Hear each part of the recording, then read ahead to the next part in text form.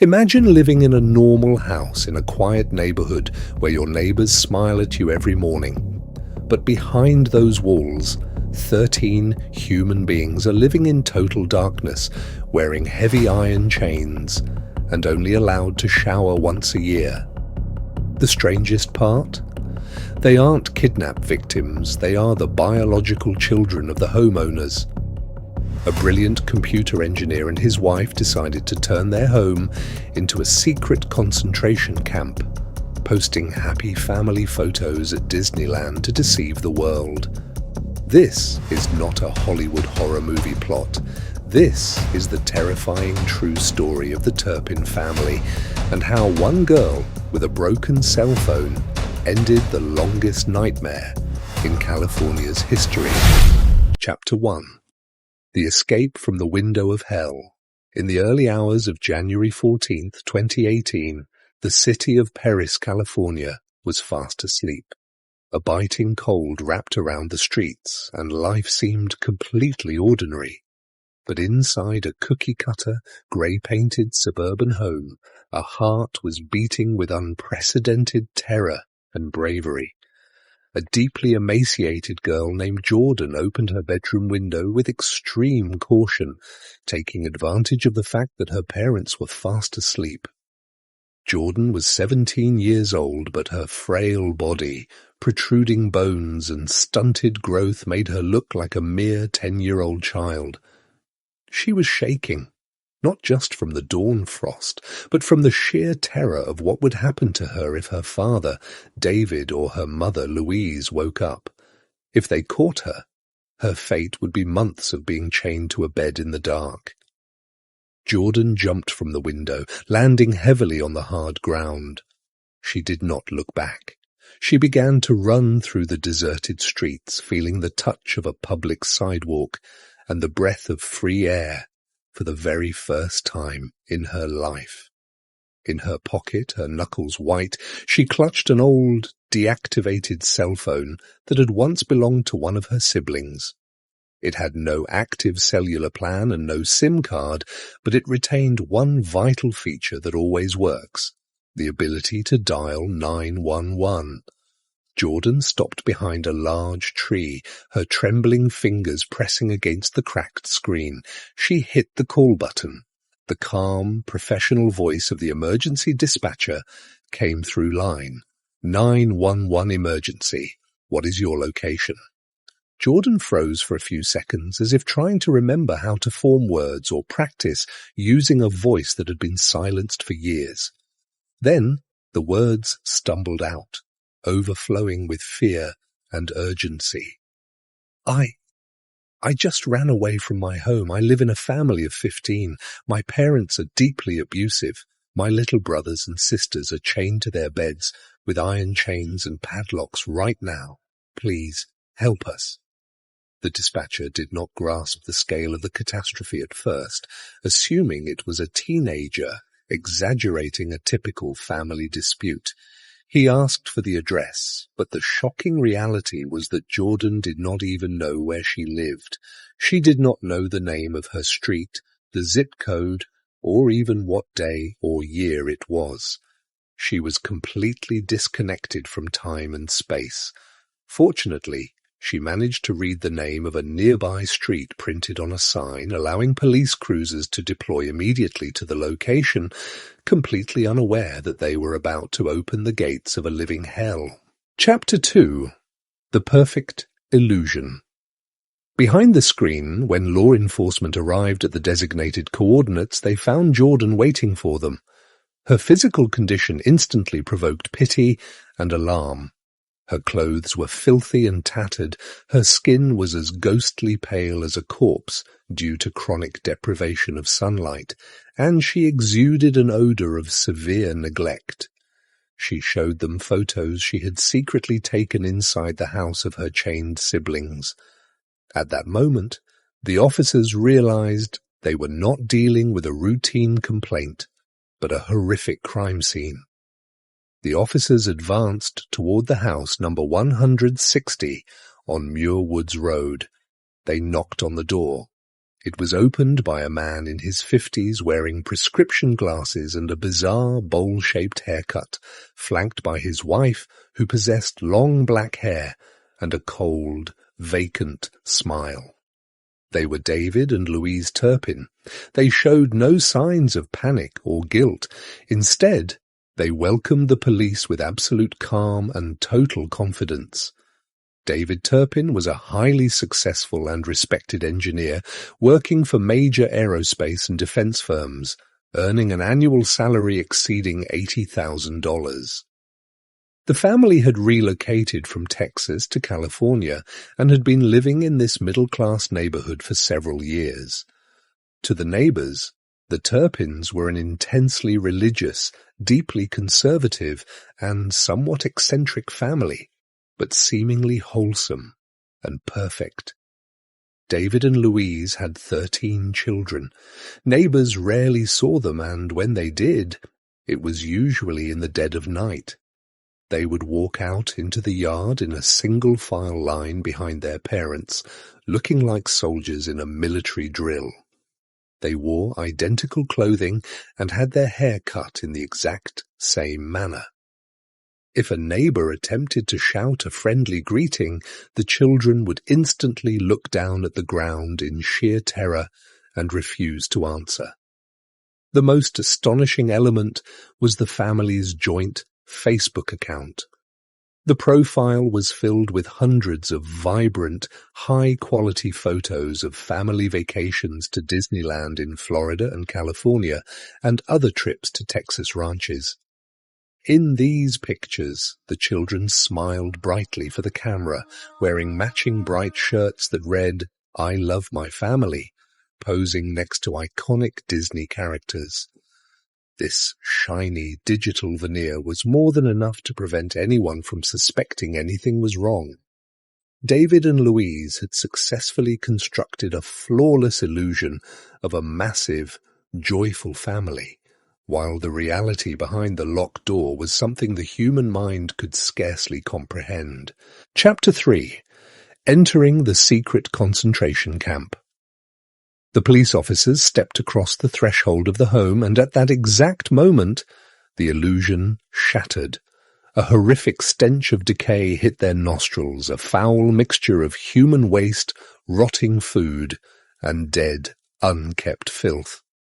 The house was drowning in pitch darkness. Every single window was completely covered with thick wooden planks and heavy dark curtains, blocking any ray of natural light from entering from the outside, and simultaneously preventing anyone on the street from seeing what was happening within. The officers began searching the rooms using their flashlights. In the first bedroom, they discovered 2 young men and a girl bound with heavy iron chains and massive padlocks to their metal bed frames. The chains were so short that they were prevented from even turning over or reaching a bathroom. They were sitting in their own waste, their faces terrified by the sudden beam of light and the presence of police. The scene closely resembled a medieval torture chamber. As they moved through the remaining rooms, they discovered the rest of the 12 siblings. Every single one of them was in a wretched state of severe malnutrition and dehydration. Their bodies were so emaciated that their bones threatened to pierce right through their ghostly, pale skin. The children were living in a biohazardous environment, sleeping on the bare floor or on torn mattresses infested with insects. The greatest shock for the investigators and the medical examiners began when they checked the ages and identities of these victims. The police initially believed that everyone in the house was a child under the age of 12 due to their minuscule sizes and stunted statures. But the truth was staggering. 7 of these children were legally adults. The eldest daughter was 29 years old, but because of the starvation and continuous deprivation since her infancy, her physical growth had completely stopped. She weighed only 37 kilograms and possessed a skeletal frame resembling a 7-year-old child. There was a 22-year-old young man who looked like an 8-year-old boy. The parents had effectively frozen time and growth for their offspring through the weapon of systematic starvation.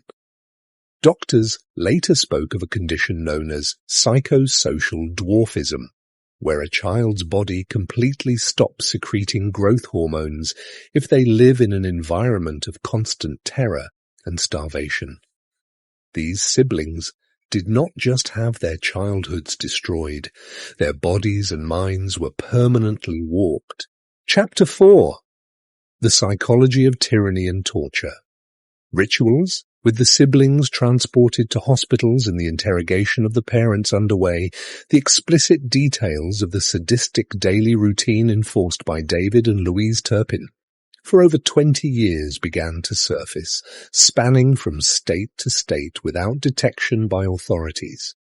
The parents enforced a strict, inverted schedule for time. The children were forced to stay awake all night, with their day beginning at 10 o'clock in the evening, and were forced to sleep all day. This malicious trick ensured that the children would never interact with neighbors or see the street, and guaranteed that no one would notice the presence of 13 children in the house during normal daylight hours. The nutritional regime was an instrument of pure psychological torture. The children were allowed to eat only one minuscule meal per day, often consisting of a single slice of bread with a tiny scraping of peanut butter. In stark contrast, David and Louise would purchase premium foods such as fresh pies, meats, and cakes, and place them openly on the kitchen counter right in front of the starving children, forbidding them from ever touching them. The children would sit for hours staring at the food, their stomachs aching with hunger, and if anyone dared to take a single bite, they were punished with brutal beatings and chained up for weeks. Even personal hygiene was outlawed. The children were not permitted to shower more than once a single year. They were not allowed to wash their hands beyond a very strict limit, and if the parents discovered that water had reached above a child's wrist, they were accused of playing with water and thrown into chains. The deprivation was not merely physical. The educational and cultural isolation was absolute. Although David registered his home with the state of California as a private religious school under the name Sandcastle Day School to evade sending his children to public institutions, no actual education took place. Some of the adult siblings did not know what a hospital was and had never heard the words medicine or police officer. They lived in total ignorance of the outside world, as if inhabiting an isolated planet. The only thing they were allowed to do was write in their personal diaries, which the police later recovered. These diaries contained thousands of pages documenting their agonizing pain, their endless hunger, and their daily prayers that God would rescue them from this place. Chapter 5. How did they evade detection for years?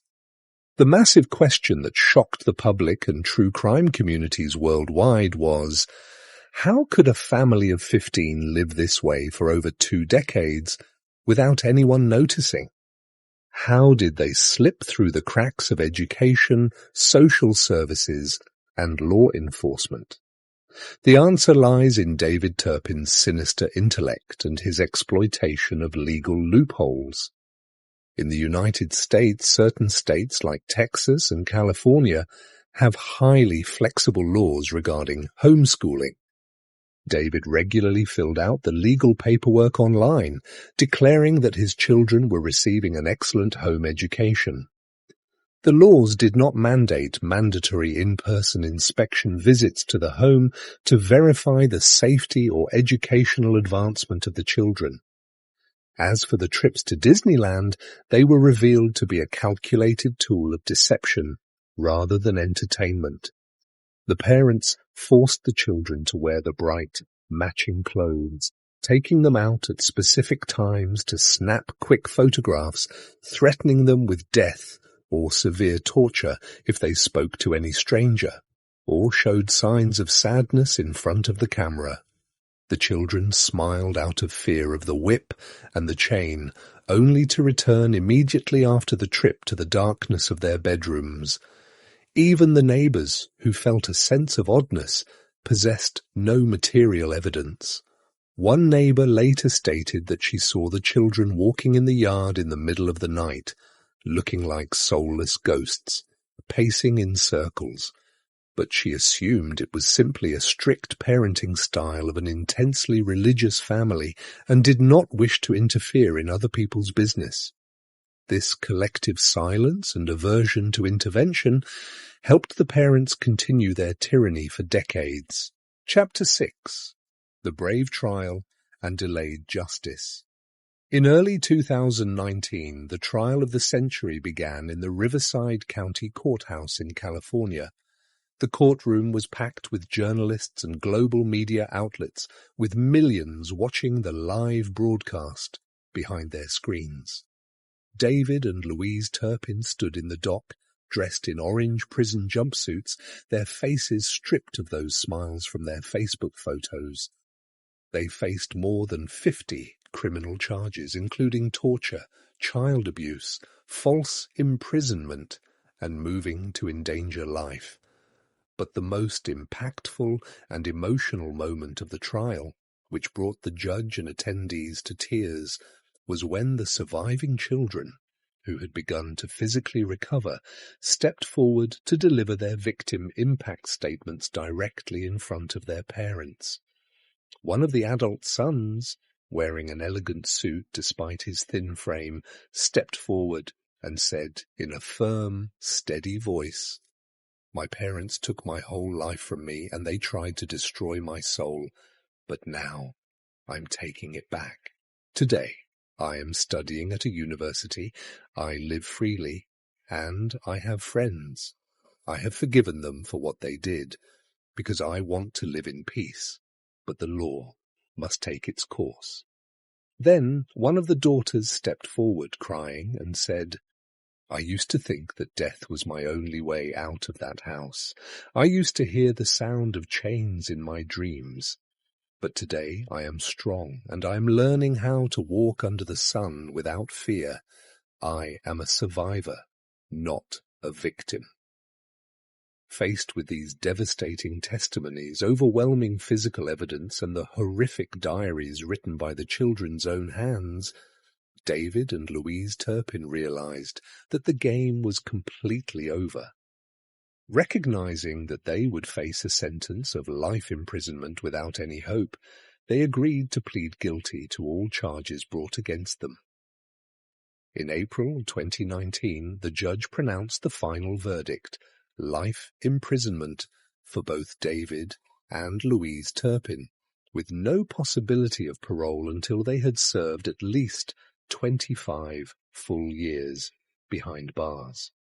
The judge looked at the parents and told them in a stern tone, "You delayed your children's lives, their freedom and their growth, and now you will live the rest of your lives in a narrow cell, deprived of the very freedom you stole from your children." The longest family nightmare in American history was over, and the 13 siblings were placed in specialized hospitals and care homes to begin a long and complex journey of psychological and physical rehabilitation. They were finally able to taste food freely, shower whenever they wished, and live under the light of the sun, all because one brave girl opened a window of darkness and, with her courage, forged a brand new dawn for her family.